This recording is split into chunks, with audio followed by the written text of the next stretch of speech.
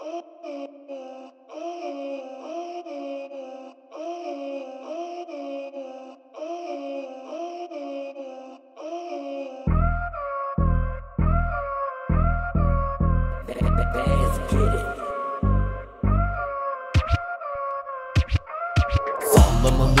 sallamalı, sallamalı, sallamalı, sallamalı, sallamalı, sallamalı, sallamalı,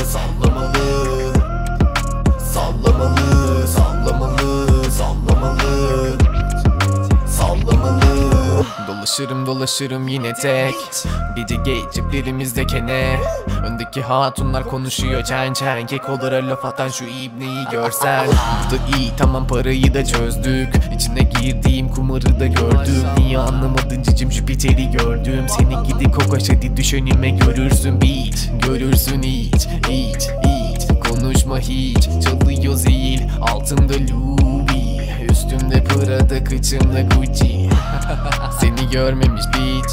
Biz de uçuyorduk görmediniz. Abi dönmedi kız, abi ölmeliyim. Aga be gel içelim.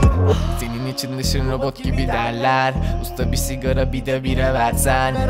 Oynayalım istersen gerçek. O zaman sallamalı. Sallamalı, sallamalı, sallamalı, sallamalı, sallamalı, sallamalı, sallamalı, sallamalı, sallamalı, sallamalı, sallamalı, sallamalı.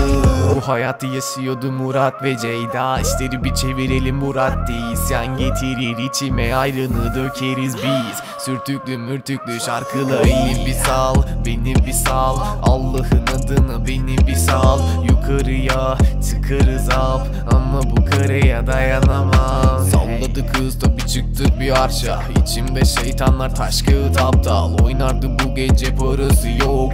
Annesi arıyor neredesin oğul. Salladı mı sallamasın, attığı palavra ama bayık. Kanka ayıl, kanka ayıl, ne oldu lan bize salladı mı?